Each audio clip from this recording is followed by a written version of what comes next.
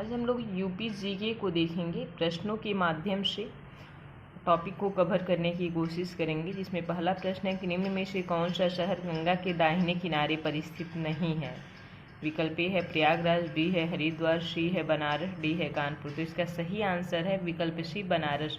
बनारस जो है गंगा के दाहिने तट पर नहीं है, बल्कि यह गंगा के बाएं तट पर है।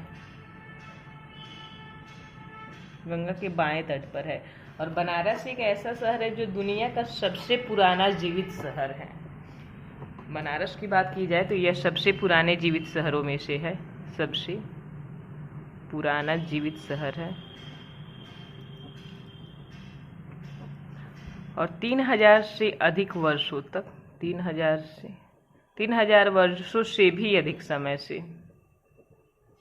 शिक्षा और सभ्यता का केंद्र रहा है। और बात अगर गंगा नदी की जाए तो गंगा नदी की टोटल लंबाई 2525 मीटर है, किलोमीटर लंबी है। और यूपी के 28 जिलों से होकर बहती है। बिजनौर जिलों में यह गंगा नदी यूपी में प्रवेश करती है और उत्तर प्रदेश के 28 जिलों में यह बहती है। अगला प्रश्न है कि किंग जॉर्ज चिकित्सा विश्वविद्यालय उत्तर प्रदेश के किस जिले में स्थित है। विकल्प ए है लखनऊ में, बी है अलीगढ़ में, सी है बनारस में, डी है आगरा में। तो इसका सही आंसर है विकल्प ए लखनऊ। किंग जॉर्ज चिकित्सा विश्वविद्यालय जो है लखनऊ में है। और जब 1905 में किंग सम्राट जॉर्ज पंचम उस समय तत्कालीन प्रिंस ऑफ वेल्स की यात्रा पर थे, तो इस अवसर को मनाने के लिए कॉलेज की स्थापना की गई थी। स्थापना का विचार आया था। वही विश्वविद्यालय जो है किंग जॉर्ज चिकित्सा विश्वविद्यालय है लखनऊ में। यह स्पेशली मेडिकल कॉलेज के रूप में प्रेजेंट टाइम में है। अगला है कि कथक का बनारस घराना के अंतर्गत विकसित हुआ है। विकल्प ए है भानु जी, विकल्प ए है जानकी प्रसाद के नेतृत्व में, सी है राधा चक्रधर सिंह, डी है नवाब वाजिद अली खान। तो इसका सही आंसर है विकल्प बी, जानकी प्रसाद के नेतृत्व में कथक का बनारस घराना विकसित हुआ। अगला प्रश्न है इलाहाबाद की संधि के बारे में निम्न में से कौन सा कथन सही नहीं है। तो कौन सा कथन सही नहीं है? इलाहाबाद की संधि हमारे एग्जाम की पॉइंट ऑफ व्यू से बहुत ही इंपॉर्टेंट है।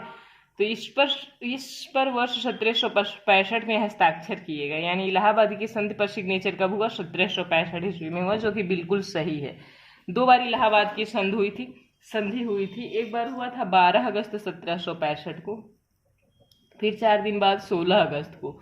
2 बार तो हुआ इलाहाबाद की पहली संधि और इलाहाबाद की दूसरी संधि। 2 बार कैसे हुआ? एक बार शाह आलम द्वितीय के साथ हुआ, दूसरी बार नवाब शुजाउद्दौला के साथ हुआ।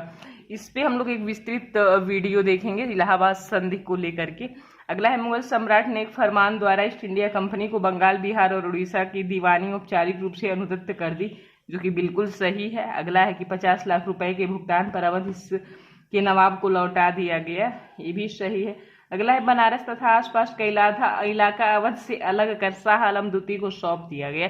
ये गलत है, क्योंकि ये सही नहीं है। शाह आलम द्वितीय को बनारस तथा आसपास का इलाका सौंपा नहीं गया था।